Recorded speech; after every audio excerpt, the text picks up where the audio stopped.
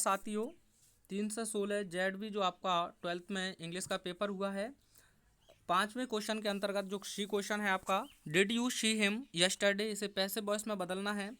तो आपका do does हो गया, वहीं आप एजेएमआर का प्रयोग करते हैं और उसे हटा देते हैं। जहाँ डिड हो गया वहीं आप वॉज या वर का प्रयोग करते हैं और डिड को आप हटा देते हैं। तो इंट्रोगेटिव है तो यहाँ आपको हिम के अकॉर्डिंग लिखना होगा सबसे पहले वॉज, और ही का सब्जेक्टिव केस, वो हिम का सब्जेक्टिव केस हो जाएगा ही। सी का आप थर्ड फॉर्म आप लिखेंगे तो हो जाएगा शीन, क्या हो जाएगा सेन। उसके बाद आप लिख देंगे वाई यू, और यस्टरडे जहाँ लिखा है एडवर्ब है उसे वहीं लिखेंगे और क्वेश्चन मार्क। तो was he seen why you yesterday, बहुत इजी क्वेश्चन पूछा है। उसके बाद सेकंड क्वेश्चन है, Tulsidas was one of the greatest poets, जिसे आपको पॉजिटिव डिग्री में बनाना है।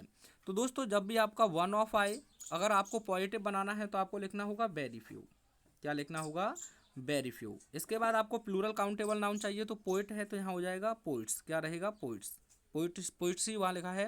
अब प्लूरल है तो आप टेंस के अकॉर्डिंग प्लूरल हेल्पिंग वर्ब लिखेंगे, तो आप लिख देंगे यहाँ वर, वेरी फ्यू पोइट्स वर। उसके बाद आप यहाँ लिखेंगे एज, आप चाहें तो ऑब्लिक लगाकर सो भी लिख सकते हैं।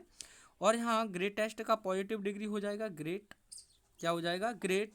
उसके बाद एज तुलसीदास, तुलसीदास। तो यह आपका आंसर हो जाएगा very few poets were as या so great as Tulsidas.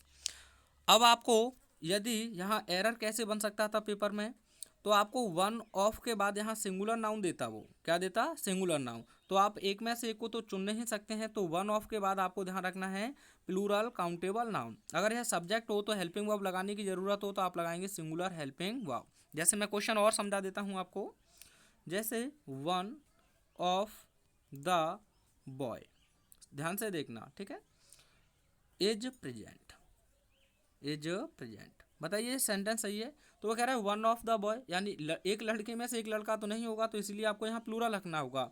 Of का भी ये दो कार्य होते हैं, सिलेक्शन और पोजीशन, तो यह सिलेक्शन बता रहा है। वन ऑफ द बॉयज यानी लड़कों में से एक लड़का इज प्रेजेंट उपस्थित है। अभी एज किसके अकॉर्डिंग आया है, यह वन के अकॉर्डिंग, क्यों ऑफ प्रपोजिशन है, उसके बाद द बॉयज लिखा है, इसका ऑब्जेक्टिव केस है, जिससे एग्रीमेंट से कोई लेना देना नहीं होता है। आई होप यह क्वेश्चन आपको अच्छे से क्लियर हुए होंगे। मिलते हैं नेक्स्ट वीडियो।